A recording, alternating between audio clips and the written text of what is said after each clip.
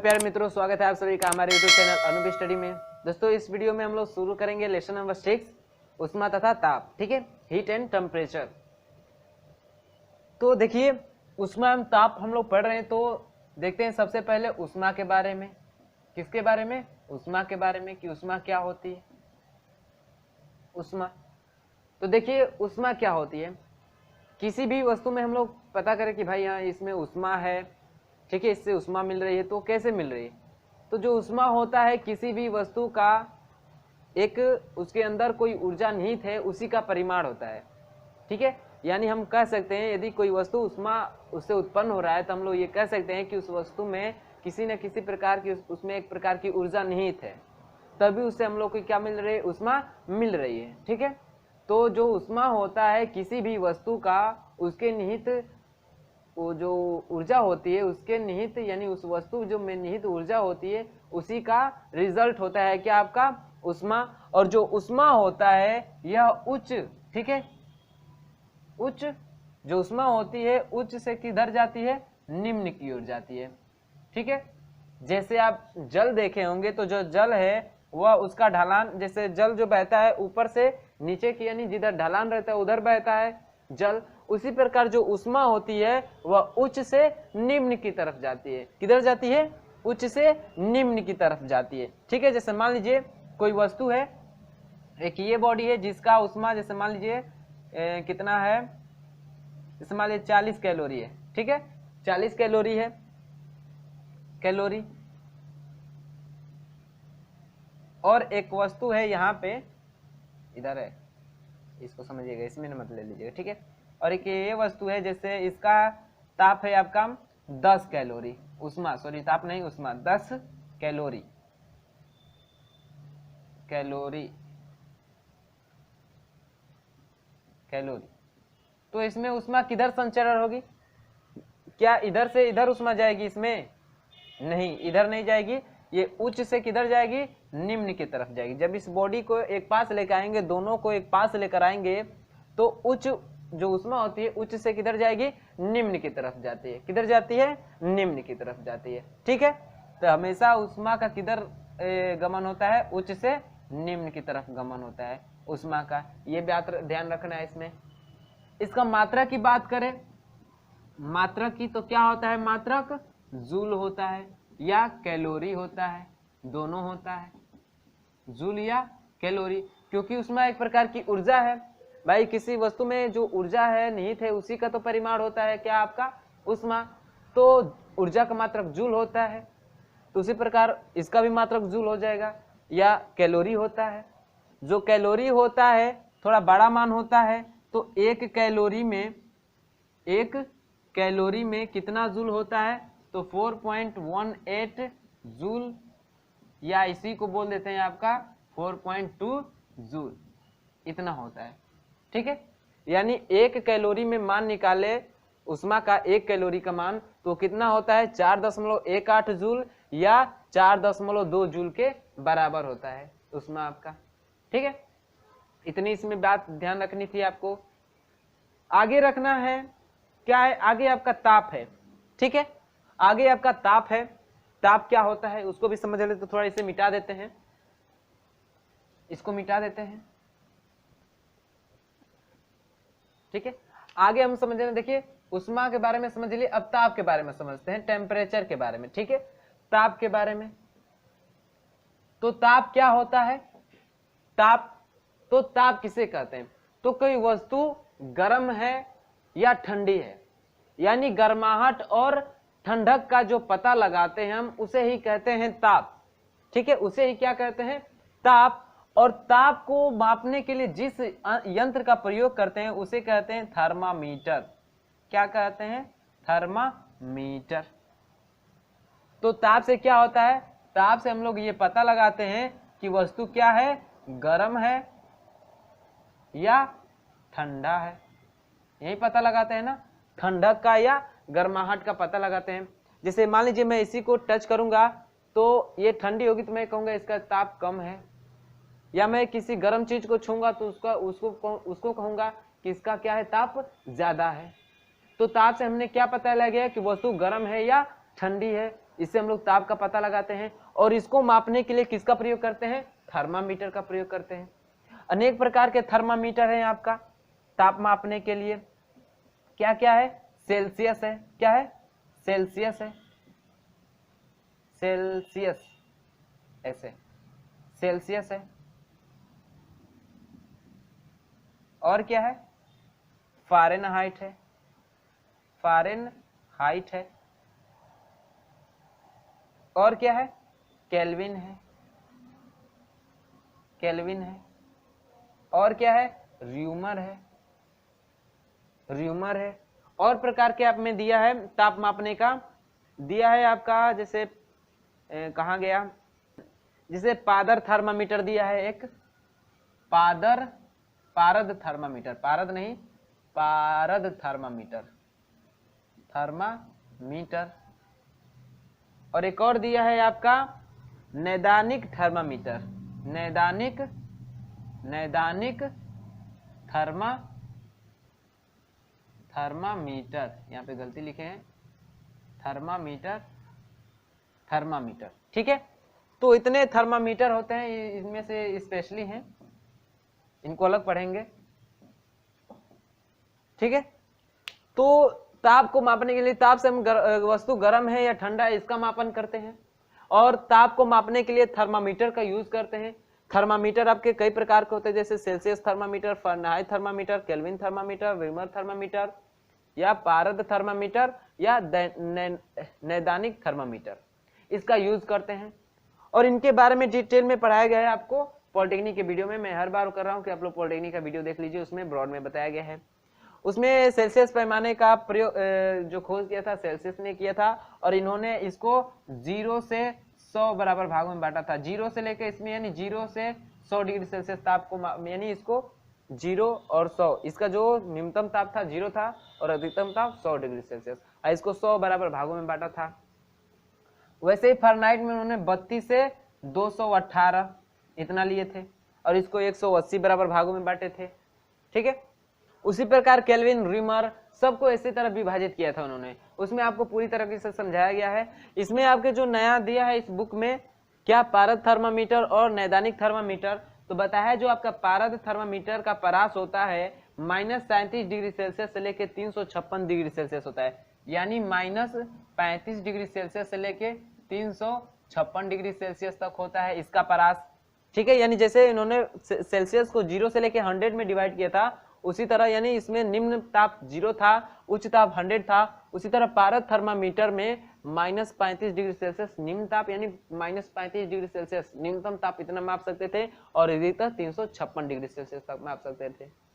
उसी प्रकार नैदानिक थर्मामीटर को उन्होंने प्राइस दिया था 96 फ़ारेनहाइट से 110 फ़ारेनहाइट, यानी इसमें से 96 फ़ारेनहाइट से 110 डिग्री फ़ारेनहाइट तक का प्राइस दिया था। जिस तरह उन्होंने जिस तरह फ़ारेनहाइट ने फ़ारेनहाइट थर्मामीटर में 32 से 218 तक नाप रहे थे ताप को, उसी तरह नैदानिक थर्मामीटर में 96 फ़ारेनहाइट, यानी न्यूनतम ताप 96 फ़ारेनहाइट और अधिकतम ताप 110 फ़ारेनहाइट, ऐसा था।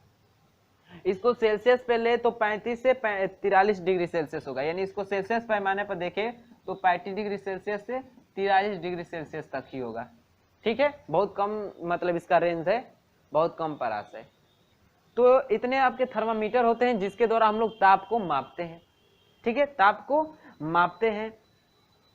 जो मानव का, इसमें बताया है कि जो मानव का शारीरिक टेम्परेचर होता है, समान, जो शरीर का सामान्य टेम्परेचर होता है, ठीक है, मानव का, किसका? मानव का जो सामान्य टेम्परेचर होता है वो सेल्सियस पैमाने पे 37 डिग्री सेल्सियस होता है, और फ़ारेनहाइट पैमाने पे कितना होता है? 98.4 डिग्री फ़ारेनहाइट होता है। ठीक है, यानी जो मानव का शरीर, यानी जो हम लोग हैं, हम लोग का जो सामान्य ताप होता है डिग्री सेल्सियस में 37 डिग्री सेल्सियस होता है, और फ़ारेनहाइट में 98.4 डिग्री फ़ारेनहाइट होता है। ठीक है, आगे आपसे कह रहा है कि जो सेल्सियस है, फ़ारेनहाइट है, ये किस ताप पे आपस में बराबर होते हैं? तो -40, ठीक है, -40 डिग्री फ़ारेनहाइट कहिए या इसी को सेल्सियस कहिए, इन दोनों, इस -4 पे, यानी टेम्परेचर -40 पे 40 डिग्री सेल्सियस जो है 40 -40 डिग्री सेल्सियस जो है -40 डिग्री फ़ारेनहाइट के बराबर होगा। -40 डिग्री फ़ारेनहाइट जो है सेल्सियस के बराबर होगा, यानी -4 डिग्री सेल्सियस पे जो सेल्सियस होता है और फ़ारेनहाइट उसका मान क्या होता है, बराबर होता है, इक्वल होता है इन दोनों का मान। ठीक है, आगे आपको बता रहे हैं कि जो होता है आपका 574.25 डिग्री सेल्सियस पे, यानी फ़ारेनहाइट और केल्विन को ले तो ये होता है कितना 574.25 डिग्री। ठीक है, 25 डिग्री ताप पर केल्विन और फ़ारेनहाइट का जो ताप होता है आपस में बराबर होता है। कितने पे?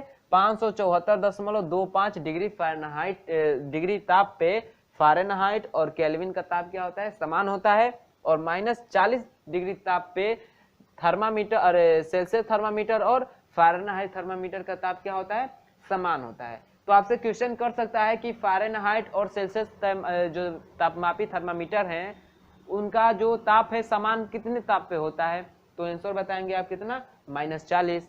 पूछ दे कि फ़ारेनहाइट और केल्विन का वह ताप बताइए जिसपे दोनों का मान समान होता है, तो क्या बताएंगे, 574.25 डिग्री ताप पे। ठीक है, तो ऐसे क्वेश्चन कर सकता है आपसे। आगे कह रहा है कि जो जैसे हाँ जनरली हम लोग थर्मामीटर में पारे का यूज देखे हैं, आप लोग किसका, पारे का यूज देखे हैं। तो भाई पारा का कुछ एक न्यूनतम ताप तो होगा जहां पे वो जाके जम जाएगा। ठीक है, आज जम जाएगा भाई तो उससे नीचे का ताप माप नहीं पाएगा, बात है ना, माप नहीं पाएगा। तो जो पारे का हिमांक होता है, क्या, पारे का जो हिमांक होता है, पारे का जो हिमांक होता है, पारे का हिमांक वो कितना होता है, तो -39 डिग्री होता है ताप पे। वो भी कितना, सेल्सियस में है, हाँ सेल्सियस होता है, -39 डिग्री सेल्सियस होता है। तो भाई -39 डिग्री सेल्सियस ताप होता है किसका, हिमांक होता है किसका, पारे का। हिमांक का मतलब जम जाएगा, इतने पे जमना होता है, हिमांक का मतलब जमना, यानी जैसे -39 डिग्री ताप होगा पारा आपका जम जाएगा। तो थर्मामीटर में हम लोग पारे का यूज करते हैं जनरली। ठीक है, तो इससे हम लोग कितना ताप, मैक्सिमम न्यूनतम कितना ताप माप सकते हैं, -39 डिग्री सेल्सियस, उस पे भी जाके जम जाएगा। तो भाई इससे जो कम ताप होंगे उसको मापने के लिए हम लोग क्या करेंगे भाई, तो उसको मापने के लिए इस पारे के स्थान पे एल्कोहल का प्रयोग करते हैं और उसको बोलते हैं एल्कोहल थर्मामीटर। क्या बोलते हैं, एल्कोहल थर्मामीटर। तो आपसे क्वेश्चन कर सकता है कि निम्न ताप मापने के लिए किस थर्मामीटर का प्रयोग करते हैं, तो एल्कोहल थर्मामीटर का प्रयोग करते हैं। निम्न ताप, क्योंकि निम्न ताप भाई हम लोग पारे द्वारा, यानी जो हम लोग को जनरली सेल्सियस फ़ारेनहाइट जिसमें पारे का यूज करते हैं -39 डिग्री सेल्सियस तक ही माप सकते हैं। उससे नीचे मापना पड़ जाए तो हम लोग को थर्मामीटर भाई ये काम नहीं करेगा। तो निम्न ताप मापने के लिए हम लोग एल्कोहल थर्मामीटर का प्रयोग करते हैं। किस लिए, क्यों करते हैं भाई, क्योंकि एल्कोहल का जो हिमांक होता है, एल्कोहल का जो हिमांक होता है वो 115 डिग्री सेल्सियस होता है। कितना होता है, -115 डिग्री सेल्सियस होता है। बहुत ही कम है भाई, बहुत ही कम है। ठीक है, तो इतना, इसलिए हम लोग कहते हैं कि निम्न ताप मापने के लिए एल्कोहल थर्मामीटर का प्रयोग करते हैं। ठीक है, और उच्च ताप मापने में किसका प्रयोग करते हैं, तो पायरोमीटर का प्रयोग करते हैं। किसका, पायरोमीटर का, पायरोमीटर का, पायरो होता है, पायरो नहीं, पायरोमीटर का प्रयोग करते हैं। क्यों करते हैं, क्योंकि जो पायरोमीटर होता है इसी के द्वारा जो सूर्य होता है ना, इसका ताप मापा जाता है। पायरोमीटर द्वारा ही सूर्य का ताप मापा जाता है। अब सूर्य का ताप मापा जाता है तो समझ लीजिए जो सूर्य का ताप है बहुत ही ज्यादा है। क्या है, बहुत ही ज्यादा है, सबसे बहुत, मतलब जो ऐसा कहिए कि सूर्य के पास आप पहुंच नहीं सकते, क्योंकि उसकी इतनी गर्मी है कि कुछ मिलियन दूर ही रहेंगे तो आप पिघल जाएंगे। तो उसका ताप मापने के लिए पायरोमीटर का प्रयोग करते हैं। इसका मतलब पायरोमीटर का प्रयोग करते हैं किसका मापने में, उच्च ताप मापने में। और एल्कोहल थर्मामीटर का प्रयोग कहां करते हैं, तो निम्न ताप मापने में। निम्न ताप मापने में एल्कोहल थर्मामीटर का प्रयोग करते हैं और उच्च ताप मापने में पायरोमीटर का प्रयोग करते हैं। बात समझ में आई। और जो सूर्य का ताप होता है आपको बताया है कि 10 की पावर 7 केल्विन होता है। इसका जो ताप होता है, ताप वो 10 की पावर 7 केल्विन होता है। 10 की पावर 7 केल्विन बहुत ज्यादा है। 10 की पावर 7 लगाएंगे तो 5 जीरो 1 लाख होता है, और 2 उसमें और जीरो जोड़ दीजिए, कितना हो जाएगा भाई, बहुत ज्यादा हो जाएगा। ठीक है, लाख, करोड़, 10 करोड़ चला जाएगा, ऐसे चला जाएगा। तो ताप इसका बहुत ही मैक्सिमम होता है, बहुत ही हाई होता है, तो उसका प्रयोग करते हैं। उसको मापने में पायरोमीटर का, इसलिए कहते हैं उच्च ताप मापने में पायरोमीटर का प्रयोग करते हैं, और निम्न ताप मापने में एल्कोहल थर्मामीटर का प्रयोग करते हैं। ठीक है, कह रहा है कि किसी वस्तु का ताप -273.5 डिग्री सेल्सियस से कम नहीं हो सकता, अतः इसे परम शून्य ताप कहते हैं, और यह केल्विन पैमाने पर 0 डिग्री सेल्सियस होता है। ठीक है, यानी कोई भी वस्तु है उसका जो निम्न ताप है, निम्न ताप वह -273.15 डिग्री सेल्सियस से कम नहीं हो सकता, इससे कम नहीं हो सकता। ठीक है, इससे कम नहीं हो सकता, मैक्सिमम निम्न ताप होता है इतना। ठीक है, और इसी को बोलते हैं परम शून्य ताप। इसी ताप को हम लोग क्या बोलते हैं, परम शून्य ताप कहते हैं। और यह केल्विन पैमाने पे कितना होता है, इसका मान 0 केल्विन, और ये डिग्री सेल्सियस पैमाने, यानी जो 0 केल्विन है वो सेल्सियस पैमाने पे -273.15 डिग्री सेल्सियस होता है, जिसको केल्विन पर 0 केल्विन दिखाते हैं, जो परम शून्य ताप होता है। ठीक है, और 373 परम ताप होता है केल्विन पैमाने पे, तो इतना होता है। ठीक है, इस ताप पर जो आणविक ऊर्जा होती है निम्न होती है। क्या होती है, आणविक ऊर्जा निम्न होती है। इतना क्लियर है। तो जो मैंने बताया था थर्मामीटर जितने, उनके बीच रिलेशन थोड़ा देख लेते, जैसे सेल्सियस, फारेनहाइट, केल्विन, र्यूमर। तो उसमें र्यूमर का बहुत कम उपयोग करते हैं। ठीक है, र्यूमर का बहुत ही कम उपयोग करते हैं। तो मेन हम स्पेशली किसके बीच निकालेंगे, सेल्सियस, फारेनहाइट और केल्विन के बीच ही क्या निकालते हैं हम लोग, रिलेशन निकालते हैं।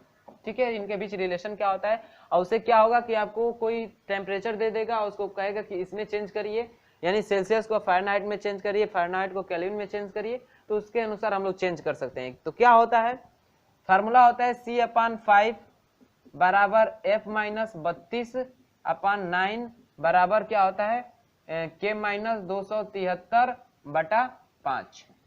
ये फार्मूला कैसे आता है, तो मैं यहाँ पे भी बता दे रहा हूँ, और पॉलिटेक्निक के वीडियो में तो बताया ही हूँ, यहाँ पे भी बता दे रहा हूँ कि ये फार्मूला को मतलब डिराइव करने के लिए सबसे पहले, जैसे सेल्सियस पैमाना है तो C लिखेंगे। ये कहाँ से शुरू होता है, तो 0 से शुरू होता है। कितने बराबर भागों में बांटा गया है, तो 100 बराबर भागों में बांटा गया। ये हो गया सेल्सियस के लिए। फारेनहाइट के लिए तो फारेनहाइट F हो गया, कहाँ से शुरू होता है, तो 32 से शुरू होता है, माइनस लगाते हैं। ठीक है, उतना में माइनस करते हैं। फिर इसको कितने बराबर भागों में बांटा गया है, तो 180 बराबर भागों में बांटा गया है। केल्विन की बात करें तो ये कहाँ से शुरू होता है, केल्विन 273 से शुरू होता है, और इसको कितने बराबर भाग में बांटा गया है, तो 100 बराबर भाग में बांटा गया है। तो यही लिखते हैं कि वो पैमाना हो, माइनस कहाँ से शुरू होता है, यानी उसका निम्न ताप, अब बटे में कितने भागों में बांटा गया है, तो 100 बराबर भागों में बांटा गया है। फारेनहाइट 32 से शुरू होता है, 180 बराबर भागों में बांटा गया है। केल्विन 273 से शुरू हुआ है और 100 बराबर भागों में बांटा गया है। तो इसी का हम लोग जब लिखेंगे ऐसे बराबर में करके, तो देखिए मैं यहाँ पे C-0 तो C ही होगा, यहाँ पे मैं 100 लिख दे रहा हूँ, जैसे वहाँ पे इसको मैं 180 लिख दे रहा हूँ, और इसको मैं 100 लिख दे रहा हूँ। देखिए 10 से 10 एक 0 तक कट जाएगा। अब 2 से कटा दीजिए, तो 2 5 10, 2 9 18, 2 5 10। तो यही रिलेशन आया था, C/5 बराबर F-32/9 बराबर K-273/5। यही रिलेशन आया था आपका। ठीक है, तो इस रिलेशन को याद रखेंगे, तो आप जिसका मान बदलने के लिए कहे उसका मान बदलकर दूसरे थर्मामीटर में आप ज्ञात कर सकते हैं। ठीक है, तो इस फार्मूले को नोट कर लीजिए। अब फिर आगे हम लोग देखते हैं, क्या आगे देखते हैं, ऊष्मा संचरण। देखिए ऊष्मा संचरण, ऊष्मा संचरण, संचरण, संचरण का मतलब ट्रांसफॉर्मेशन, यानी एक स्थान से दूसरे स्थान तक गमन उसे कहते थे। ऊष्मा मतलब ऊष्मा हो गया, संचरण का मतलब एक स्थान से दूसरे स्थान, जैसे उष्मा यहाँ पे है तो एक्सचेंज होंगी कुछ स्थानों पे, यानी उष्मा का एक स्थान से दूसरे स्थान तक जाना ही संचरण कहलाता है। तो पढ़ेंगे उष्मा संचरण, तो ये 3 प्रकार का होता है। उष्मा का संचरण 3 प्रकार से होता है। कितने प्रकार से होता है? 3 प्रकार से, जिसमें पहला हम लोग का क्या संवहन, चालन, दूसरा संवहन और तीसरा पढ़ते हैं क्या? विकिरण। यानी उष्मा का संचरण का जो माध्यम होता है 3 होता है, चालन, संवहन और विकिरण। तो भाई चालन क्या होता है, संवहन क्या होता है, विकिरण क्या होता है, इसके बारे में भी समझ लेते हैं। तो आपका जो चालन होता है, चालन में किस प्रकार उष्मा का स्थानांतरण होता है इसको समझते हैं। तो देखिए चालन यह एक ऐसी प्रक्रिया है, चालन भाई उष्मा संचरण करने की एक प्रक्रिया है। तो इस प्रक्रिया में क्या होता है कि उष्मा जो होता है उस वस्तु के कण द्वारा, ठीक है, उस वस्तु के कण द्वारा इसके पास जो कण होते हैं उनमें उष्मा का स्थानांतरण कर देता है पारस्परिक संबंध से, ठीक है। तो इस प्रकार उष्मा जो है उच्च से निम्न की तरफ जाने लगती है। जैसे मान लीजिए इस कण के पास ज्यादा उष्मा है तो ये अपने पास वाले जो कण होंगे उसमें उष्मा का कुछ स्थानांतरण कर देगा, और इसी प्रकार जितने इसके पास कण आते जाएंगे, यानी जो इसके पास कण होंगे, इस प्रकार उष्मा का संचरण होने लगता है। जिस प्रकार ठोसों में होता है, वो भी कैसे ठोसों में? तो धात्विक ठोसों में होता है ऐसा ज्यादा। जैसे देखे होंगे आप तवे को गर्म करें, यदि उसमें जैसे जो मुठिया लगा होता है, जो हैंडल लगा होता है, उसमें कोई लकड़ी जैसे उष्मा कुचालक ना हो, तो देखेंगे कि अगर तवा गर्म करें तो उसका मुठिया भी यानी हैंडल भी गर्म हो जाता है। या कोई धातु की छड़ है, उसका एक सिरा गर्म करेंगे तो दूसरा सिरा भी गर्म हो जाता है। तो कैसे? इसी चालन के द्वारा होता है। क्योंकि जैसे मान लीजिए ये कण है, ऐसे भाई ठोस में कण पास पास होते हैं, ठोस में कण क्या होते हैं? पास पास होते हैं। तो जैसे मान लीजिए रॉड है, ठीक है, इस चालन को समझा रहे हैं, ठीक है ना। जैसे मैंने यहाँ पे हीट किया यानी यहाँ पे ताप दिया, तो इस कण को उष्मा मिलेगी, यानी इस पे ताप होगा तो इसमें उष्मा ज्यादा होगी। तो ये क्या करेगा? उष्मा कुछ अपना इस पास वाले को दे देगा, फिर इसमें इसके पास उष्मा होगी तो ये इसको दे देगा, ये इसको दे देगा, इसको दे देगा, इसको दे देगा, इसको दे देगा, इसको दे देगा, ऐसे ऐसे करते करते ये वाला सिरा भी क्या हो जाता है? गर्म हो जाता है। तो किसके द्वारा? चालन के द्वारा। चालन में जो उष्मा का संचरण होता है, कणों का अपना स्थान बदले बिना ही हो जाता है, यानी कण अपने स्थान पे ही खड़ा है और उष्मा का संचरण होता जाता है। जैसे मान लीजिए कोई ईंट यहाँ पे ज्यादा रखा हुआ है, ईंट उसको पहुंचाना है वहां तक, तो देखे होंगे कुछ लोग सर पे लेंगे, वहां से उठाएंगे, सर पे लेंगे और ऐसे चलते चलते वहां पे ले जाके रख देंगे, ठीक है, वहां से उठाएंगे ले जाके वहां पे रख देंगे। तो वो विधि है संवहन, ठीक है, उस विधि को कहेंगे संवहन, जिसमें जो उष्मा का संचरण होता है पदार्थों का स्थानांतरण के द्वारा होता है। यानी पदार्थ वहां से उठकर वहां जाएगा तो संचरण होगा किसमें? संवहन में। जैसे आपका गैस व द्रव में होता है, गैस व द्रव में जो उष्मा का संचरण होता है किसके द्वारा होता है? संवहन द्वारा। क्योंकि भाई जैसे मान लीजिए जल है तो इसमें भी कण है कुछ दूर दूर, जब इसको ताप देते हैं तो इसको मिलता है तो ये ऊपर आ जाता है, फिर इसके स्थान पे दूसरा कण आता है, इसको ताप मिलता है फिर ये भी चला जाता है, इधर दूसरा आता है इसको भी मिलता है। यानी जितने भी कण हैं इधर उधर जिग जैग मोशन में करने के कारण ये क्या होता है? गर्म हो जाता है। तो संवहन होता है। तो इसमें उष्मा का संचरण भाई कण का स्थान परिवर्तन होने के कारण होता है। तो मैंने एग्जांपल दिया ना आपको, जैसे यहाँ पे कुछ ईंट है, उसको ले जाना है वहां पे, तो देखे होंगे कि कुछ लोग जाएंगे वहां से उठाएंगे, फिर लेकर जाएंगे वहां पे रखेंगे, फिर आएंगे फिर लेकर जाएंगे, फिर वहां पे रखेंगे। तो उष्मा का जो स्थानांतरण होगा, जैसे मान लीजिए उस ईंट को उष्मा मान रहे हैं तो वहां से उठकर कण लेकर, जैसे मान लीजिए मैं अपने को कण मान रहा हूं तो मैं लेकर अपने सर पे रखूंगा, फिर ले जाकर वहां पे रखूंगा, यानी वहां की उष्मा मेरे द्वारा मेरे चलने के कारण वहां पे आई। तो ये हुआ संवहन आपका। चालन में क्या होता है कि उष्मा का स्थानांतरण के लिए कण को वहां से, जैसे मैं ले जा रहा था संवहन में उठाकर वहां कर ले जा रहा था, तो ऐसे जाने की आवश्यकता नहीं होती है। जैसे मान लीजिए मैं ही हूं और मेरे 4-5 और दोस्त हैं, मैं यहाँ ऐसे ऐसे लाइन में खड़ा कर दिया, फिर वहां से ईंट उठाया, एक ने दूसरे को पास किया, फिर उसने मुझे पास किया, फिर मैंने दूसरे को पास किया, फिर उसने दूसरे को, फिर वहां पे लेकर रख दिए। तो ऐसे कई कण हैं, ठोस में भाई जो कण होते हैं पास पास होते हैं, तो क्या करेंगे, वो उसको देगा, ये इसको देगा, ऐसे पास पास करते हुए वो क्या करेंगे, जो हमने ईंट को उष्मा माना है उसको यहाँ से वहां तक कर देंगे। तो वही होता है किसमें, चालन में। ये उठाया, इसको दिया, इसको दिया, इसको दिया, इसको दिया, यहाँ तक आ गया उष्मा। संवहन में क्या होता है, जैसे मान लीजिए यही दूरी काफी लंबी हो जाए, ठीक है, तो देखे होंगे जैसे आप लोग कहीं से कोई गांव देहातों में देखे होंगे कोई बोझा ढोता है, कोई बड़ा गट्ठा ढो रहा है, ठीक है, तो वो क्या करते हैं, बीच बीच में स्टॉपेज लगा दे रहते हैं, वो उठा के ले जा रहे दूसरे को देता है, फिर ऐसे ले जाके वो दूसरे को देता है, तो ऐसे होता है संवहन में, ठीक है। ये कड़ आएगा उष्मा लेकर, फिर वो चला जाएगा, फिर दूसरा कड़ आएगा उष्मा लेकर, वो भी चला जाएगा, फिर अन्य कड़ आएंगे, इसी तरह उष्मा लेकर चले जाएंगे। इस प्रकार क्या होता है, उष्मा का स्थानांतरण होता है। तो चालन और संवहन आप समझ गए। विकिरण एक सबसे अलग है भाई, इसके संचरण के लिए माध्यम की आवश्यकता नहीं पड़ती है, माध्यम की आवश्यकता नहीं पड़ती है, इसमें माध्यम की आवश्यकता नहीं होती है, आवश्यकता नहीं पड़ती है इसमें, ठीक है। ये भैया एकदम फिकिर है, इनको कोई है ये नहीं है उससे मतलब नहीं है, ये चलना शुरू किए तो पूरा पहुंच जाएंगे, ठीक है। इनके लिए माध्यम की आवश्यकता नहीं होती है, क्योंकि ये जो विकिरण हो विद्युत चुंबकीय के रूप में चलते हैं। किसके रूप में चलते हैं, विद्युत चुंबकीय के रूप में चलते हैं, विद्युत चुंबकीय किरण के रूप में चलते हैं, विद्युत चुंबकीय के रूप में चलते हैं, ठीक है। विद्युत चुंबकीय रे होती हैं, विद्युत चुंबकीय किरणों के रूप में चलते हैं विकिरण।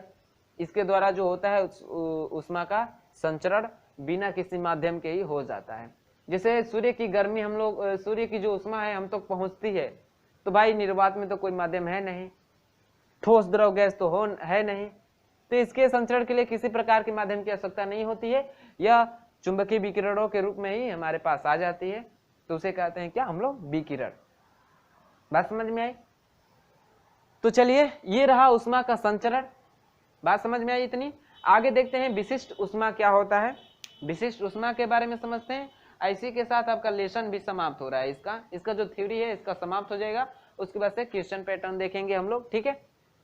और मैं कह रहा हूं ना, आप लोग पॉलिटेक्निक का फिजिक्स उष्मा, जब उष्मा पढ़ रहे हैं तो उष्मा का वीडियो भी देख लीजिएगा पॉलिटेक्निक से, ठीक है, उष्मा का वीडियो भी देख लीजिएगा, उसमें न्यूमेरिकल्स हैं, न्यूमेरिकल उसमें आपको मिल जाएंगे कि हाँ भाई उष्मा के ऐसे न्यूमेरिकल आते हैं, ऐसे सोल्व करते हैं, ठीक है।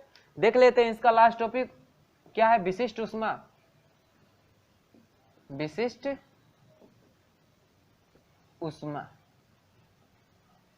विशिष्ट उष्मा क्या होती है, विशिष्ट उष्मा भाई।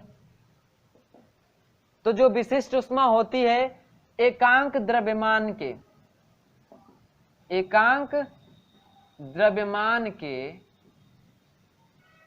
वस्तु का एकांक डिग्री सेल्सियस ताप बढ़ाने पर या 1 डिग्री सेल्सियस ताप बढ़ाने के लिए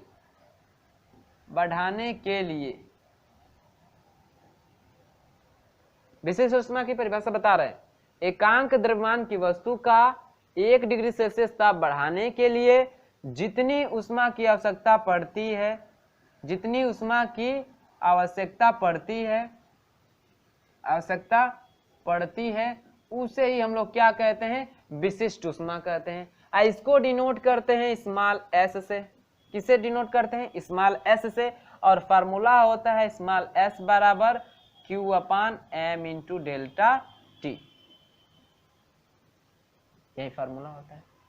एकांक द्रव्यमान यानी बट्टे में जाता है, एकांक द्रव्यमान की वस्तु का 1 डिग्री सेल्सियस या एकांक ताप वृद्धि करने के लिए जितनी उष्मा की आवश्यकता पड़ती है उसे ही कहते हैं क्या, विशिष्ट उष्मा। क्या कहते हैं, विशिष्ट उष्मा।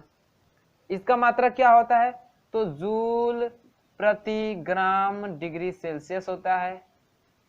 डिग्री क्या होता है, हाँ सेल्सियस होता है, ताप का मात्रक सेल्सियस। यह होता है कैलोरी प्रति किलोग्राम डिग्री सेल्सियस या किलो कैलोरी प्रति किलोग्राम डिग्री सेल्सियस, ये इसका क्या होता है, मात्रक होता है। किसका, विशिष्ट उष्मा का मात्रक होता है जूल प्रति ग्राम डिग्री सेल्सियस या कैलोरी प्रति किलोग्राम डिग्री सेल्सियस। मात्रक होते हैं किसके, आपके विशिष्ट उष्मा के मान होते हैं। यहाँ पे मैं लिख दूं ये क्या है, Q क्या है, ऊष्मा है, T क्या है, ताप है, और M क्या है, तो द्रव्यमान है।